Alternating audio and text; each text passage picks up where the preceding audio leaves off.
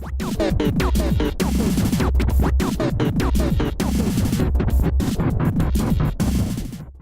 to another Awesome Talk interview. We're here with writer Cindy Zelman, and we're going to go around the bar and introduce ourselves. I am Rick.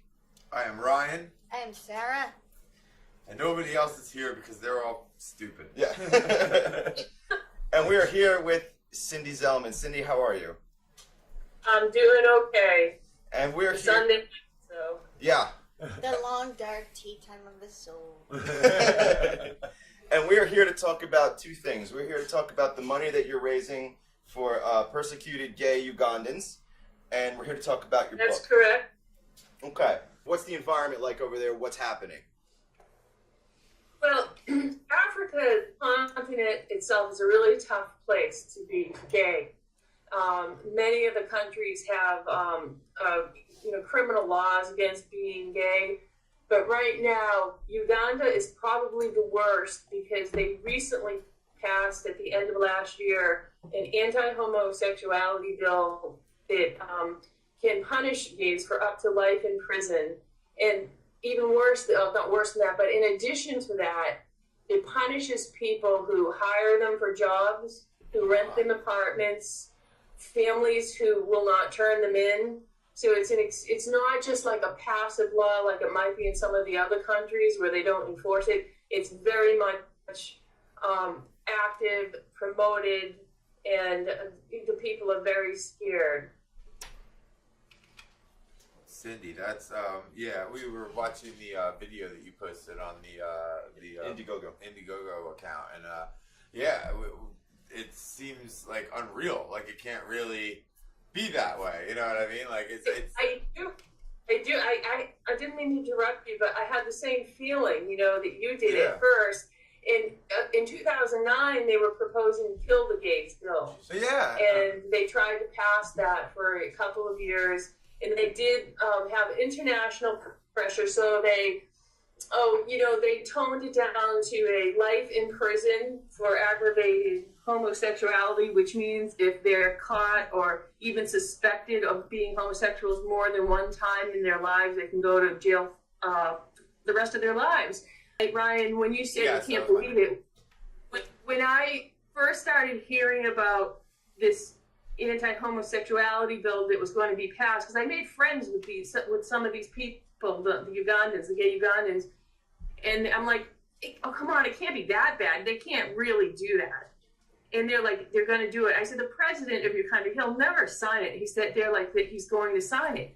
And I'm like, he can't sign it. But he signed it. All right, this is what happened like a few years ago. I don't know, it was 2 or 3 years ago. This is a Facebook story. Like Facebook has to be good for something. And I've tried to increase my Facebook friends, being a writer, Rick, I want everyone to know me and love me, blah, blah, blah. And I got a Facebook request a few years ago from a group called Treasure Uganda, LBGT, whatever. And it was more than one person. And I don't know who's going to see this. This is how bad it is. I don't know who's going to see your show, so I'm actually going to give them pseudonyms, okay? Sure. But they would talk to me for a couple of years, and for the most part, I got to know a guy named Brian and a guy named Harold, not their real names. And also a guy named Ivan, which is his real name, but I can tell you that now because he's been freed. He's in South Africa. Okay. And they never asked for money. They never asked for anything. They were just these really nice guys, that would just talk about different things. And you'd go onto their Facebook page and you would see, they're supporting like the Russians, all that issue in Russia. They're supporting, Russian gays, but, that kind of thing. They're very kind and very caring. And every time you talk to them about the issues, that they're like, oh, thank you for caring. We appreciate the solidarity. I mean, they're very, very kind people. That's the impression I got. And until the bill passed, the anti-homosexuality bill passed, it was still criminal to be gay, but it wasn't as enforced. But ever since them passing that law, it's like the populace too has been, given license to just, even if they just suspect them of being gay, to beat them up, drag them to jail, so it's horrible. So getting off the point, I met these guys through Facebook. I've met other ones through Facebook, and people are always saying, how do you know they're not scamming you?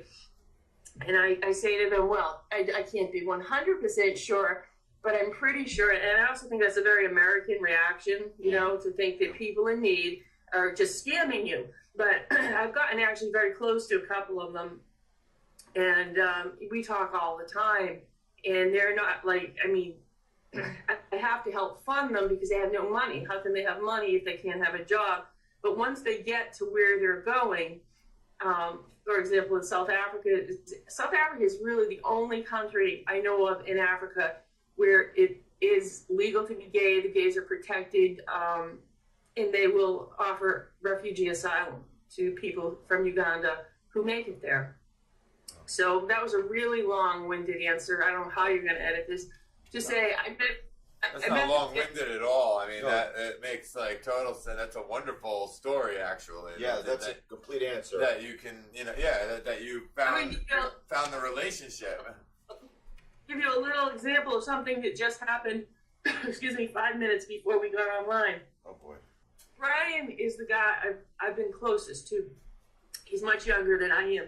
I feel very maternal towards him. And I've been feeding him, like sending him money every 2 weeks so he can eat. He lives in the slums of Kampala, which is the capital city. He used to have a job, a real job. He had a home, he had a partner, he played soccer. He was just a regular guy. And then when they found out he was gay, they chased him out of his job. And he ended up living with a friend in a shack, basically. And so I started this fundraiser because I had to funding him through my own money, and I'm still doing that, but I'm trying to offset it as much as possible with the fundraiser. And so he was supposed to leave with Harold for South Africa this week, but Harold's having some problems with his passport that should get settled. But I want to get Brian out because he needs to get out. So I said, Brian, is there anyone else that you can go with? Because to get from Uganda to South Africa means they have to go across 5 countries. It's a 2-week bus ride. It's very grueling, but that's what they need to do.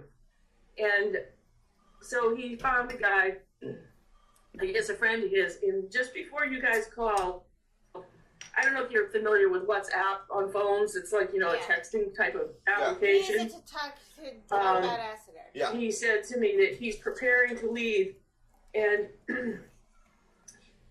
what does he say? He said, Robin is very happy and say thank you. I mean, that's the way they are. I don't even know Robert.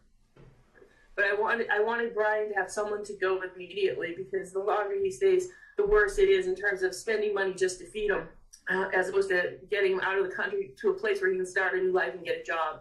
When they actually get to South Africa, what is the process they go through after that? Where do they go? What do they have there that they can go to? If they don't have any friends there, then they end up, unfortunately, in refugee camps. But nobody's going to kill them. Nobody's going to beat them up. However, the guys that I've been sending over do have connections, because other Ugandans have gone to South Africa in the past. So the first one I got over there was Ivan and his partner, and Ivan's a very bright guy, and he ended up getting a job pretty quickly in an apartment. Not a big apartment, but an apartment. And then Ivan said to me, you know, how is Brian? Do you still talk to Brian? I said, yes. He said, well, this is the kind of people they are. He says, will you tell Brian if he can get here, he can stay with us. They're very generous. And so I told that to Brian, and he said, you know, he needs someone to travel with. And this guy, Harold, who was a big activist over there, who I initially got to Kenya, but Kenya's a terrible place to be for many reasons. There's a lot of terrorism, and he ended up getting thrown out of the country and back in Uganda. And so I said, I don't know Harold as well, but I know of him. He was one of the activists. So I said to Ivan, I said, you know, if Harold will go with Brian, I'd be happy to try to fund Harold too. And so we were trying to set that up. But like everything else in this whole deal, it's like nothing really works out the way you plan it to, which is why I ended up having Brian go with his friend Robert, and I'm going to fund Harold, probably out of my own funds when he gets his passport straightened out. But the good thing is, because you asked, like, what happens to them. What happens to the guys I'm working with is they connect with friends that they have in South Africa, and they're able to go stay with them while they look for a job. What I try to do is I give them as much money as I can for them to get there, and then a little bit more to help them with expenses for a little while. But it's not, I wish I had unlimited funds so I could give them each, a couple of $1,000s, which would help them live there for 6 months, because, it doesn't take that much money. But basically, I send them there with $500 each. It's $300 for the bus rides, for the bribes, because you have to bribe the border guards. That's right. And for food and whatever else. And then I try to give them an additional $200 so that they can help out their friends, or they can rent an apartment, which is about $40 a month. And then hopefully they'll get jobs. So that's what happens. But your question about what happens when they get there, if they don't know people there, I would imagine they will be in refugee camps with thousands, like hundreds of thousands of refugees, not all gay people, just South Africa takes in a lot of refugees. So this is like, this is also like, just so people have an idea, this is the people responsible for all of these things being passed. It's like a religious. People want to be pissed off about the Holocaust and all kinds of other things, but nobody even reports, nobody talks about it, nobody says anything. Like, it's like people are literally, like, it's happening right now in front of the whole world, and nobody's paying attention to it. Why is that? Why do you think that is? I hope this doesn't sound racist, but it's like, who cares about a bunch of black guys out in Africa? When you're from, and that's what, that's how it seems to me. They have no power. They have no political clout. They strike me as a very gentle kind of people. So they're not like militants that are going to try to fight the government. So they're getting beat up, whatever. So, and one of the most infuriating aspects of it, and I know you watched the video, is it was the white evangelical Christians from America, like Scott Lively, who went over there and stirred up what was already a country frightened of homosexuality, and stirred it up to the point where, and he's basically telling them it's evil, you have to get rid of it, all this stuff. And then he comes back to this country, he's like, oh, I didn't mean for them to pass a law, but he did, he and others. And so, yeah, that's what I the said. initial homophobia started with colonialism way back when, and, all the Christian missionary stuff that's been done. And then it was just recently exacerbated by guys like Scott Lively, who, they stand for what they call, their traditional family and marriage. And you saw, I don't know if you remember on that video, he talked about, how gay people are going to go and look for your children and try to recruit them. It's just that was a point that like we zeroed in like immediately the second that you hear it. You're just like, wait, what? I would think that the most guilty party of zeroing in on your children in the span of entire human history would be the Catholic Church, if anybody. The part about the part on the video that got me the most was that part where I'm just like, wait, so this was made worse by a bunch of dudes from here? Like, why the fuck would they even? Why would they care? Like, why would you go there to try and influence people? It's just so insane to me. What was that? They are losing the battle here in America because, they are losing the battle against their their traditional family values, crapola, here in America. So they're trying to go around the world and kill off what they call the gay agenda that they think has invaded America because so many states are passing, the gay marriage laws and what have you.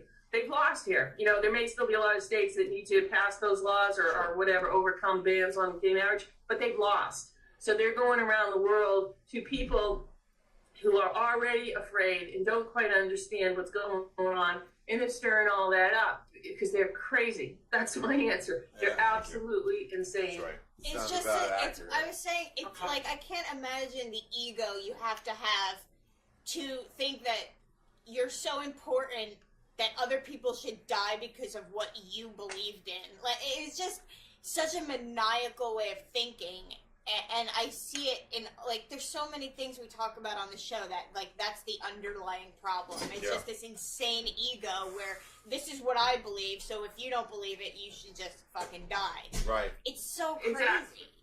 What is your What's the reaction to the crowdfunding, the Indiegogo? What's the response been like?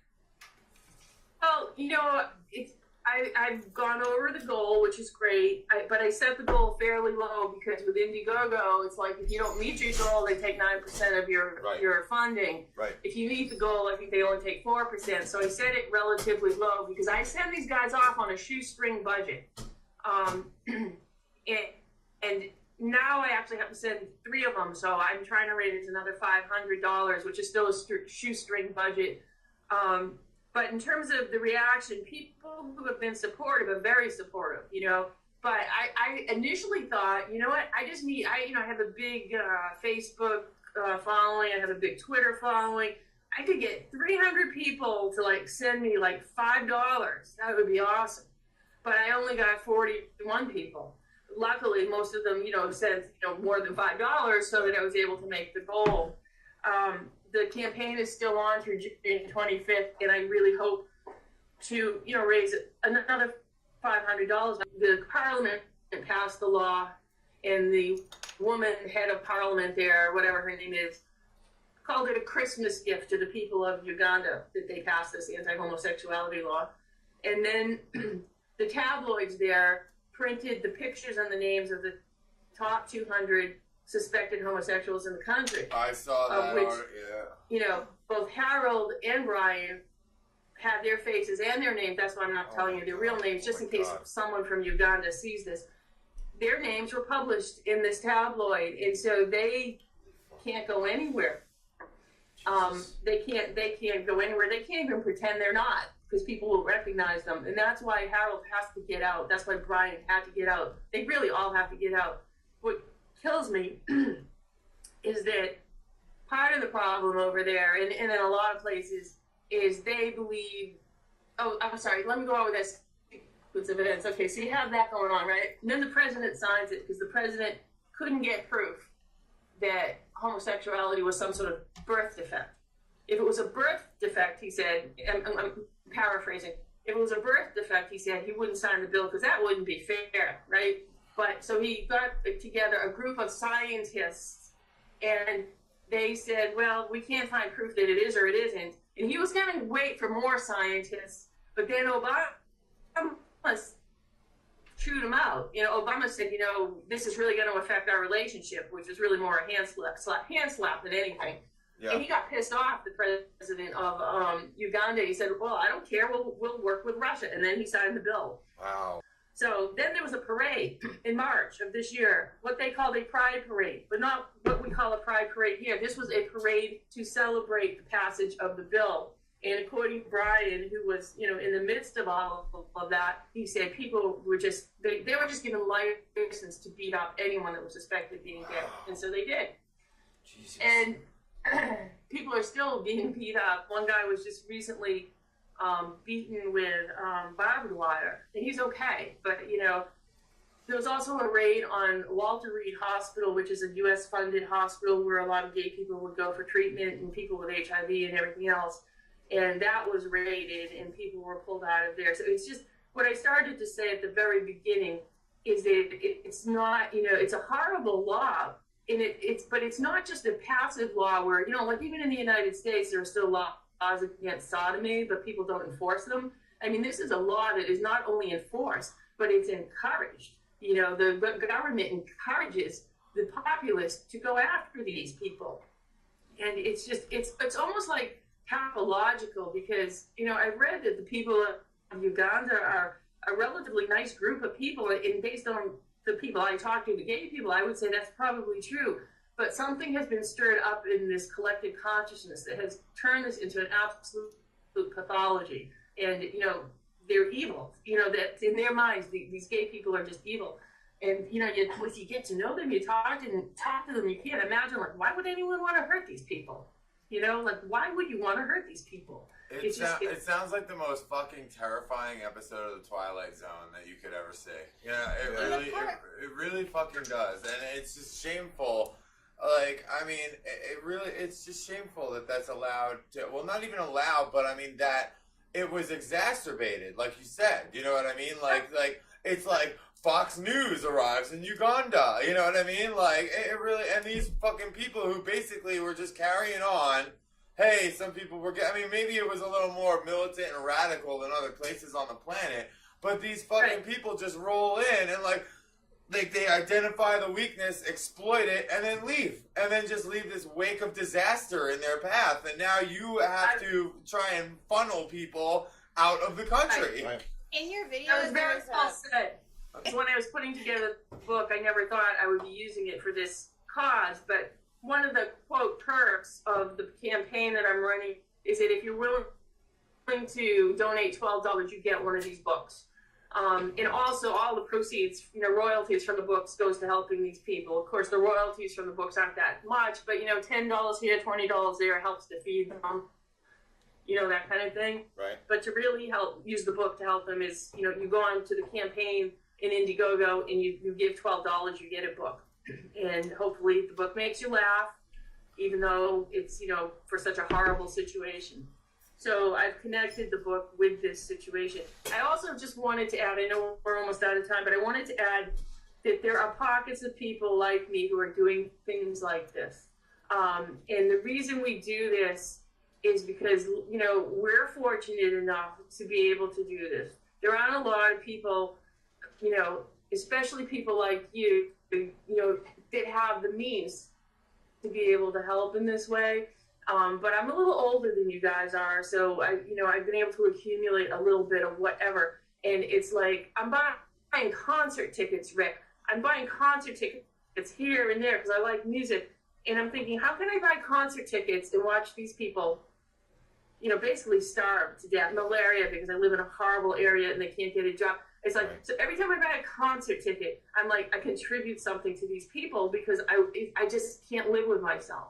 And the final thing I wanted to say is there's so many causes around the world to care about. I mean, that's another problem. It's like, it's like, why do I care about this one? Because I happen to get emotionally attached to these people. But that's not to say there aren't other causes. I just think, Rick, like you were talking about all these different crowdfunding. It's like, whatever it is you can do to help people that are less fortunate, you just got to do it, Yeah. Because government, it's not really doing it. You have to do it. Governments are causing it in a lot of cases. If you had a final word to put out to the world, what would that be?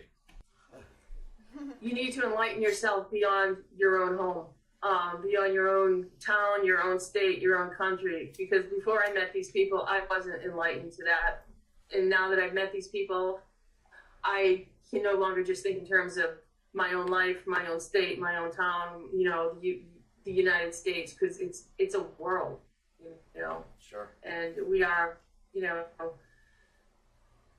it's a global world, and you need to be aware of it. Yeah. Hey. I couldn't agree more. That's an excellent